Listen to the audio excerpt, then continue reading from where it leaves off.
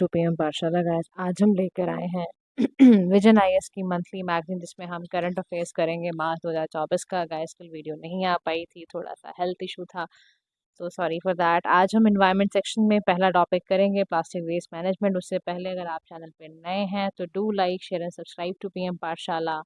और अगर आप जो है 24 में पेपर देने जा रहे हैं तब भी आपके लिए करंट अफेयर इस टाइम पे बहुत इंपॉर्टेंट होते जा रहे हैं। तो आप क्या करो, पूरे लास्ट ईयर का बना हुआ है प्लेलिस्ट में, मंथ वाइज आपका बना हुआ है, आप वहाँ से जाके वीडियो सुनो। बेस्ट ऑप्शन है इस समय, ठीक है।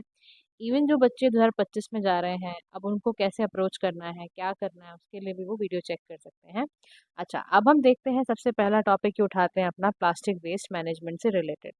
देखो, ये न्यूज़ में इसलिए रहा क्योंकि जो पब्लिक अकाउंट कमेटी है ना, उसने एक रिपोर्ट पार्लियामेंट में टाइटल किया और उसमें बताया कि भाई पॉल्यूशन कॉज बाय प्लास्टिक बहुत ज़्यादा होता है, और plastic waste management amendment rule 2024 को नोटिफाई करा।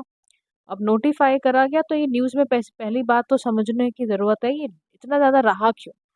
तो देखो, एक तो फैक्टर ये था कि भाई इनकी रिपोर्ट इस तरह की आ गई। अब रिपोर्ट आ गई तो उसके बाद क्या आपका था कि भाई पीएसी रिपोर्ट ने हाईलाइट किया वेरियस इश्यूज को with respect to plastic waste management rule 2016। अब यहाँ पर रिसेंटली पूरा नोटिफाई करते हुए बताया गया कि जो भी चैलेंजेस हैं हाईलाइट करे गए प्लास्टिक वेस्ट मैनेजमेंट कमेटी द्वारा, तो वो सब करा गया। अब प्लास्टिक वेस्ट मैनेजमेंट की ना, देखो, रिपोर्ट ऐसा नहीं है कि पहली बार इस मामले में मुद्दे पे बात उठ रही हो। आपने भी सुना होगा, बहुत जगह पर बात चली थी, प्लास्टिक पॉलिथीन वर्क नहीं करेंगे। अपना जहाँ भी, अगर आप सब्जी लेने जा रहे हो या है ना, अगर कुछ भी, अगर आप मार्केटिंग करने जा रहे हो तो प्लास्टिक के पॉलिथीन नहीं ले जाने, अब आपको अपने ही पॉलिथीन्स वगैरह, पॉलिथीन्स क्या, आप तो कपड़े वगैरह का या जूट के बैग्स लेके जाओ आप। तो कह रहा है कि according to CPCB annual report 2020-21 में भी आई थी, तो इंडिया सबसे ज़्यादा 82 लाख, मतलब 42 lakh, 42 lakh ton per annum plastic को जनरेट करता है। पर कैपिटा जो प्लास्टिक वेस्ट जनरेशन है वो ओवर द लास्ट 5 ईयर बढ़ी ही है, कम नहीं हुई है, डबल ही हुआ है। तो जो एक तरफ हम बात कर रहे हैं कि ख़त्म हो ये सिलसिला, और यहाँ पर ऐसा हो रखा है। तो PWM यानी प्लास्टिक वेस्ट मैनेजमेंट जो रूल्स हैं आपके, वो अल्टीमेटली कैसे हैं, वो अल्टीमेटली 2016 के रूल्स हैं, और इन्होंने पूरा दिखाया हुआ है कि देखो रूल्स अप्लाई होते हैं वेस्ट जनरेटर पर, लोकल बॉडीज़ पर, है ना। 2024 में अमेंड करके ये आया, पहले 2016 में ही आ गया था ये कि प्लास्टिक वेस्ट मैनेजमेंट पे कुछ तो काम करना पड़ेगा। तो इसमें इम्पोर्टर प्रोड्यूसर सबके ऊपर ये बनती थी। अब यहाँ ये कह रहा है, जो आपकी जो पब्लिक अकाउंट कमेटी है, उसने भी भाई निकाला, सेंटर ने अमेंड करा रूल्स वगैरह, मैंने आपको बताया ही। अभी कह रहा है की प्रोविजंस क्या आए हैं। की प्रोविजन जो प्लास्टिक वेस्ट मैनेजमेंट रूल 2024 में चेंज होकर आए हैं, वो सबसे पहला रूल जो है वो क्या है, असेसमेंट मैकेनिज्म। यानी according to new rules, local body ने मैंडेट करा है कि एनुअल असेसमेंट होगा प्लास्टिक वेस्ट जनरेशन का, कि जो भी प्लास्टिक वेस्ट है आपका एग्जिस्टिंग डंप साइट में है, वो एस्टिमेट करना है उसकी क्वांटिटी प्लास्टिक वेस्ट की कितनी जनरेट हुई है द फॉलोइंग 5 ईयर पीरियड। तो एडिशनली 2024 के रूल्स के अकॉर्डिंग जो मैन्युफैक्चरर है कमोडिटीज़ के, जो कंपोजिटेबल और या बायोडिग्रेडेबल प्लास्टिक, जो उसकी पूरी रिपोर्ट मांगी है कि भाई बताओ कहाँ कहाँ से इंट्रोड्यूस हो रहे हैं, किस मार्केट में इतने हो रहे हैं, प्री कंज्यूमर कौन होते हैं, जो वेस्ट जनरेट होता है तो वो उस पर क्या करते हैं। तो पूरा का पूरा कहाँ पर मैकेनिज्म का असेसमेंट कम है, क्यों इतना ज़्यादा प्लास्टिक वेस्ट बढ़ रहा है, करंट में कितना है, फ्यूचर में कितना हो सकता है, सारा पूछा। तो असेसमेंट सबसे पहला काम है कि जो लोकल बॉडी है उसका ये काम है कि वो एनुअल बेसिस पर पूरा असेस करके बताएगी कि कैसे क्या करना है। सेकंड काम बताना है, जो सेकंड काम सबसे इंपॉर्टेंट होगा, दैट इज सेंट्रलाइज्ड पोर्टल होगा फॉर रजिस्ट्रेशन। रूल्स को ऑनलाइन सेंट्रलाइज पोर्टल पर रजिस्टर किया जाएगा, प्रोड्यूसर के लिए, इंपोर्टर के लिए, ब्रांड ओनर्स के लिए, मैन्युफैक्चरर्स के लिए, सभी के लिए क्या होगा, एक सेंट्रल पोर्टल होगा जहाँ पर आपको लिखना पड़ेगा कितना कंपोजिट प्लास्टिक बायोडिग्रेडेबल वेस्ट कितना कितना है, क्योंकि आपको पता, देखो डेटा होना ना सबसे बड़ी बात है। डेटा होगा तो कुछ पॉलिसी बनाओगे ना, बिना डेटा को देखे कैसे बना दोगे पॉलिसी वगैरह। तो it also provide default registration भी होगा, जहाँ पे रजिस्ट्रेशन नहीं भी ग्रांट किया गया है with in a period of 30 days, तो फिर भी आएगा कंप्लीशन होकर, उसमें कुछ आपका रिसीट ऑफ कंप्लीट जैसे एप्लीकेशन की मिलेगी वैसी पता चल जाएगा।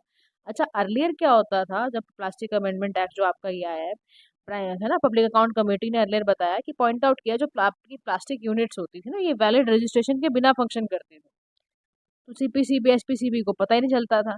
अब इन्होंने बिल्कुल साफ तौर पे कह दिया है, बार बार पीएम मोदी भी आपको पता है, वो बार बार इस बात को अपने भाषणों में बोलते आए हैं, elimination of single use plastic. 2024 का रूल था, now provide that local body shall take necessary measures, चाहे वो प्रिवेंट स्टॉकिंग की बात हो, डिस्ट्रीब्यूशन की बात हो, सेल एंड यूसेज की बात हो, प्रोहिबिटेड एसयूपी, मतलब सिंगल यूसेज प्लास्टिक कहीं पर भी यूज नहीं होगा। लोकल बॉडीज का ये बिल्कुल मतलब उनको इस पे मेजरमेंट लेना ही लेना है, और इस पे वो एनुअल रिपोर्ट बना के भी देंगे कि कोई भी SUP item, single use item ना यूज किया जाए। ठीक है। अर्लियर क्या होता था, पब्लिक अकाउंट कमेटी ने उससे पूछा क्वेश्चन कि भाई क्या बात है अभी तक एलिमिनेट नहीं कर पाए, क्योंकि बहुत सारे स्टेट ने बैन ही नहीं किया था एक्चुअली, एक निकल के है ये बात। फिर यहाँ ये कह रहा है कि जो एक्सपेंशन भी करने की जरूरत है, एक्सटेंडेड प्रोड्यूसर रिस्पॉन्सिबिलिटी, कि ठीक है प्रोड्यूसर ने सामान बेच दिया है, कंज्यूमर तक पहुंच गया है। अब देखो बहुत सारे ऐसे गुड्स होते हैं, इनका यूसेज जो होता है वो वापस हो सकता है ना, उसको रिस्टोर किया जाए, उसको 3 आवर्स का इस्तेमाल, रिड्यूस रीयूज पॉलिसीज पे, रिसाइकल वगैरह पे चला जाए। तो एक्सटेंडेड रिस्पॉन्सिबिलिटी में यही कहा गया। तो देखो पब्लिक अकाउंट कमेटी ने पॉइंट आउट किया गया कि यूनिफॉर्म फ्रेमवर्क नहीं है ईपीआर के लिए, जिसकी वजह से प्लास्टिक वेस्ट की प्रॉब्लम है।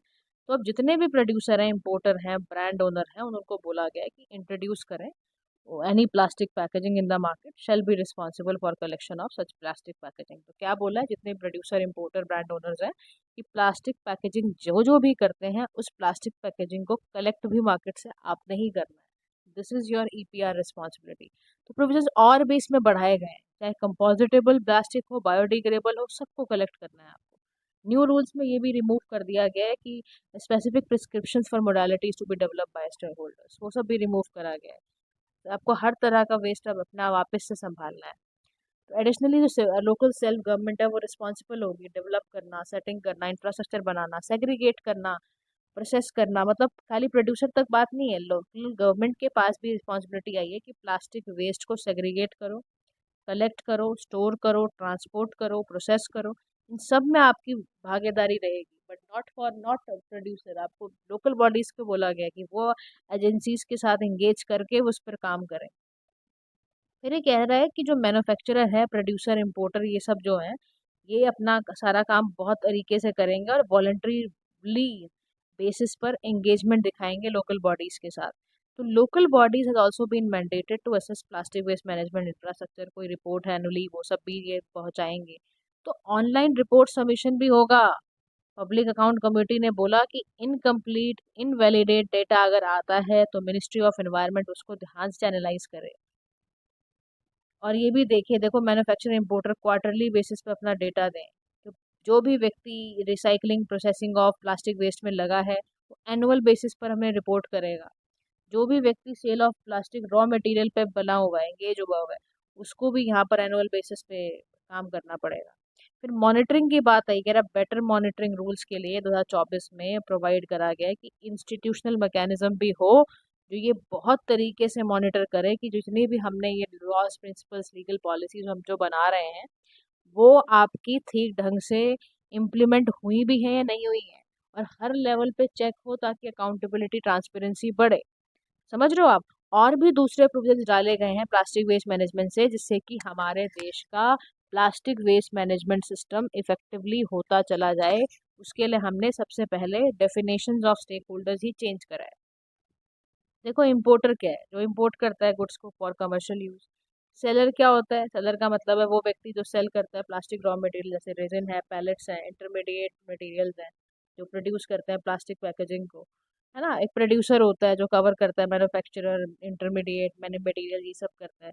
एक से डेफिनेशन ऑफ मैन्युफैक्चरर्स को पढ़ाया है, अलग अलग करा है यहाँ पर। फिर ऑनलाइन रिपोर्टिंग की बात भी यहाँ पर आती है। मैकेनिज्म अंडर PWM 2024, तो रिपोर्ट्स बाय लोकल बॉडीज करा है, रिपोर्ट्स बाय SPCB, PCC, ये सब का सब इन्होंने रिपोर्ट्स को सबमिट करा है। एनुअली इस रिपोर्ट्स को वो ये वाली सारी की सारी सबमिट करेंगे। अच्छा, बायोडिग्रेडेबल प्लास्टिक की डेफिनेशन को भी इन्होंने चेंज करते हुए, मतलब चेंज क्या करा है, प्रिसाइज किया है, एग्जैक्ट बताया है कि क्या होता है। बायोडिग्रेडेबल प्लास्टिक का मतलब है कि जो भी ना बायोलॉजिकली डिग्रेड हो जाए, स्पेसिफिक एनवायरनमेंट की वजह से जो प्लास्टिक डिग्रेड हो जाए, सॉइल की वजह से, लैंडफिल की वजह से, स्लज की वजह से, सीवेज की वजह से, मरीन सिस्टम होने की वजह से। तो अब क्या होता है, देखो without leaving any micro plastic, ये भी बहुत ज़रूरी है। बायोडिग्रेडेबल प्लास्टिक वही है जो माइक्रो प्लास्टिक को भी आ, वो कर दे, पूरी तरह से उसको भी डिग्रेड कर दे। ठीक है, समझ रहे हो मेरी बात को, मतलब कोई भी टॉक्सिक रेसिड्यू ना बचे तो समझ लेना चाहिए कि ये बायोडिग्रेडेबल प्लास्टिक है। अब माइक्रो प्लास्टिक की बात आई तो माइक्रो प्लास्टिक का मतलब ही होता है कि इतना स्मॉल प्लास्टिक कि वो 5 मिलीमीटर से भी कम का है। और ये इतने हार्मफुल होते हैं कि आपको मैं बता नहीं सकती, बायोलॉजिकल लाइफ और बायोलॉजिकल क्लॉक को खराब करते हैं ये। समझ रहे हो बात को? फिर सर्टिफिकेट भी है एफएससीआई का, मैंडेट किया इन्होंने कि भाई आप जो भी बायोडिग्रेडेबल प्लास्टिक वगैरह में कंपोजिट मैन्युफैक्चरिंग कर रहे हो तो एफएससीआई का आपका सर्टिफिकेट होना चाहिए। एडिशन टू दैट सीपीसीबी उस पर अपना सीपीसीबी भी उस पर दिखाए, सीपीसीबी का भी एडिशन होना चाहिए। प्रिसाइज डायरेक्शन दी गई, लेबलिंग करी गई है प्लास्टिक्स की भी कि कौन से प्लास्टिक रिसाइकल हो सकते हैं। बिल्कुल देखो इस बार ना बड़ा डिटेल सा आया है प्लास्टिक वेस्ट मैनेजमेंट के ऊपर, तो डिटेल क्वेश्चन आपसे भी पूछा जा सकता है। Be very careful about it. Label करा गया रिसाइकल्ड वाला है ये। इसमें इतना मटेरियल जो है स्पेसिफाई करा गया है कि ये परसेंटेज रिसाइकल्ड हो सकता है।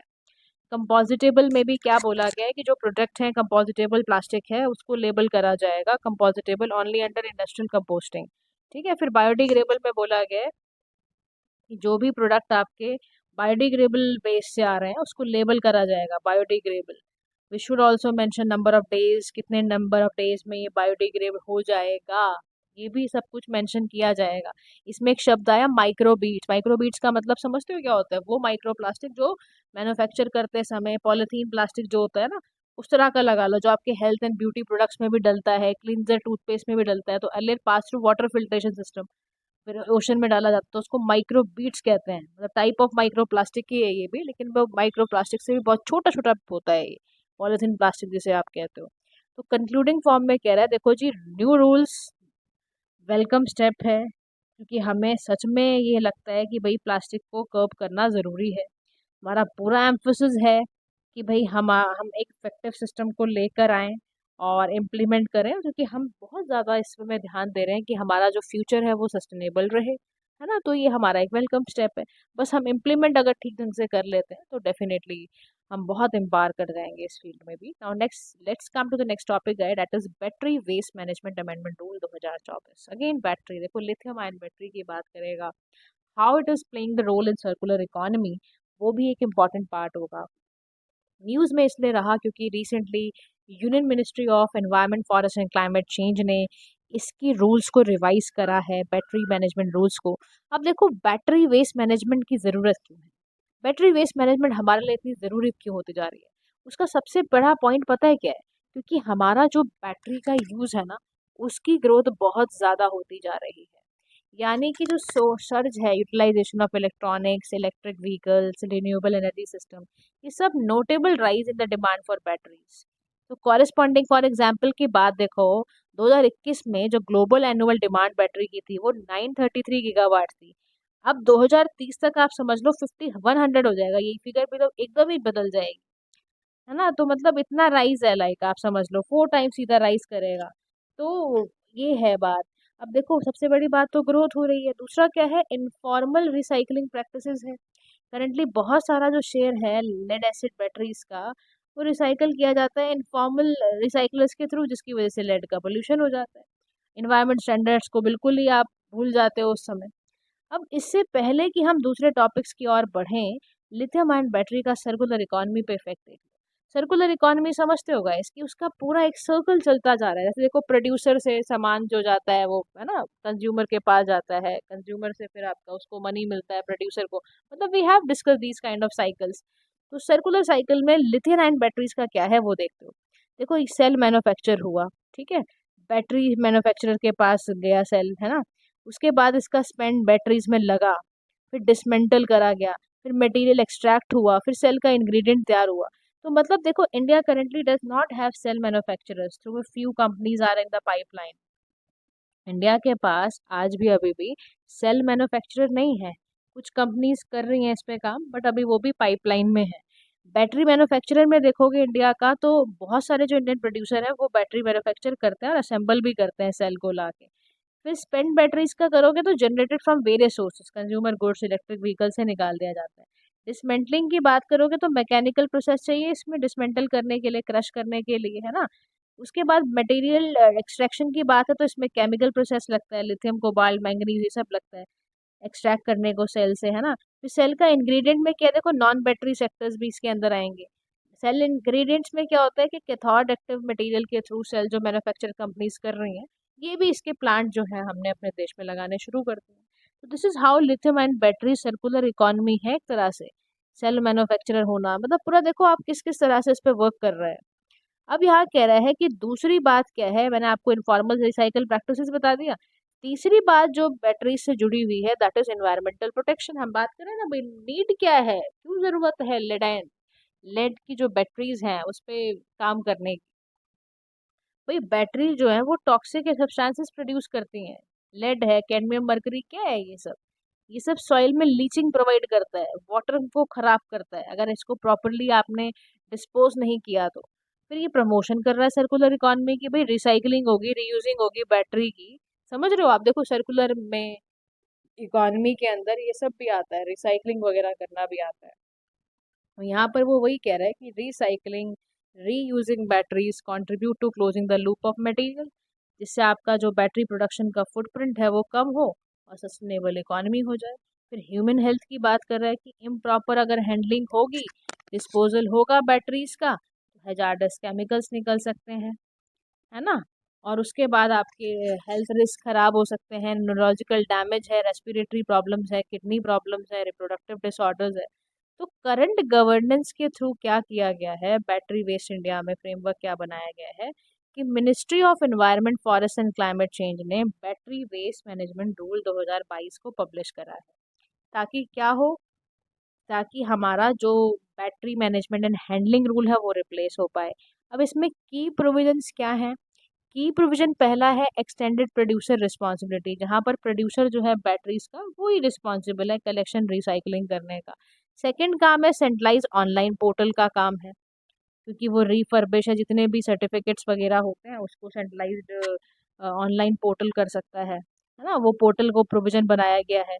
फिर इसमें क्या है, मैंडेटरी रिकवरी की बात भी करी गई है कि जो भी वेस्ट बैटरी है उसका कितना परसेंट आप रिकवर कर सकते हो ना, उसको बारे में भी लिखा हुआ है। पॉल्यूटर प्लेस प्रिंसिपल पे बोला गया है कि इन्वायरमेंट जो कंपनसेशन करेगा, ऐसे मानो आप एक्सटेंडेड प्रोड्यूसर रिस्पॉन्सिबिलिटी आपके हिस्से में आएगी, क्योंकि आप ऐसे हिस्से में काम कर रहे हो, ईपीआर पे बहुत ध्यान दिया जा रहा है इस समय। तो इन्वायरमेंटल कंपनसेशन आपको उसी फॉर्म में देना है, और अगर आप नहीं फुलफिल करोगे तो आपको पैसा देना पड़ेगा। Fund collected should be utilise in, अगर आप देखो जो भी फंड फिर ऐसे में कलेक्ट होंगे फिर वो रिफर्बिश रिसाइकलिंग में मदद करेंगे। तो ये की चेंजेस याद रखो कि कौन कौन से करे गए हैं, प्रोविजन चेंज करे गए हैं सर्टिफिकेट ऑफ वेस्ट बैटरी के। 2022 के रूल्स के according EPR certificate CPCB generate करता था। यहाँ पे CPCB shall fix the highest and lowest price for EPR certificates which is equal to 130% जो 2024 के रूल्स में आए हैं। समझ रहे हो मेरी बातों को। They can sell assign the EPR certificate to producer in exchange of waste battery. यहाँ पर एक्सचेंज प्राइस सर्टिफिकेट का क्या है, रजिस्टर्ड एंटिटीज के थ्रू होगा, पोर्टल बना हुआ है, वहीं पे हाईएस्ट एंड लोएस्ट प्राइस लगाया जाएगा। अगर कोई वायलेट करता है एनवायरमेंटल कंपनसेशन को बैटरीज बनाते समय, तो यहाँ पर कमेटी होती थी पहले सीपीसीबी की, वो सारा गाइडलाइंस बनाती थी और कंपनसेशन मांगती थी, और उसको रिकमेंडेशन के लिए मिनिस्ट्री ऑफ एनवायरमेंट फॉरेस्ट पे भेजा जाता था। अब क्या है कि सीपीसीबी रिकमेंड करेगी गाइडलाइंस, कंसल्ट करेगी कमेटीज के फॉर द सेम, और रिकमेंडेशन जो भी होगी वो मिनिस्ट्री तक पहुंचा दी जाएगी। तो वे फॉरवर्ड में बोला जा रहा है कि पॉलिसी सपोर्ट आपको कहाँ से मिलने वाला है। कह रहा फॉर एग्जाम्पल नीति आयोग ने सजेस्ट करा कि there should be provision of separate licence होना चाहिए for handling lithium ion battery separate from electric waste to reduce minimum requirement, ताकि खत्म हो जाए। और डिस्पोजल हो बैटरीज का लैंडफिल्स का, उसको इलीगल करना। फिर इंसेंटिवाइजिंग मैन्युफैक्चरर, इंसेंटिव दिए जाएं could be provided to manufacturers, ताकि रिसाइकलिंग रेगुलेशन ये सब हो पाए। फिर इंसेंटिवाइज करना है, कस्टमर को भी इंसेंटिवाइज करने की जरूरत है कि डिपॉजिट रिफंड सिस्टम आप क्रिएट करो। फिर इम्प्रूव करो आप कलेक्शन सिस्टम को, अपना स्ट्रीमलाइन करो कलेक्शन एंड रिसाइकलिंग बैटरी के लिए सेपरेट कलेक्शन एजेंसी क्यों नहीं बैठा सकते आप। फिर रिसोर्स आपका देखो, आप जितना भी फंडिंग कर रहे हो ना, तो फंडिंग का सही यूटिलाइजेशन के लिए रिसर्च एंड डेवलपमेंट पे पैसा लगाना बहुत ज़रूरी है, ताकि क्या हो, आप जब भी आओ ना कमर्शियली वाइबल रिसाइकलिंग कर पाओ और हाई रिकवरी रेट्स के तहत आप बढ़ पाओ। देखो आप तो कोशिश यही करोगे ना कि हाई रिकवर हो पाए, ताकि जो भी वेस्ट है वो वेस्ट इतना ज़्यादा ना हो।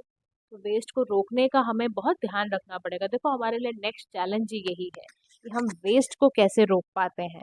समझ रहे हो आप मेरी बात को? तो ग्रीन क्रेडिट प्रोग्राम वाला टॉपिक नेक्स्ट वीडियो में करेंगे। आज 2 टॉपिक्स को बैठ के अच्छे से रिवाइज़ करो, बेहद इम्पोर्टेंट है। इनके रूल्स एंड रेगुलेशन में जो चेंजेज़ आए हैं उनको ध्यान से समझते हुए करना है। अगर कोई आपको डाउट आता है तो let us know in the comment section. Thank you so much for listening. Do like, share and subscribe to PM Pathshala guys. Have a nice day to all.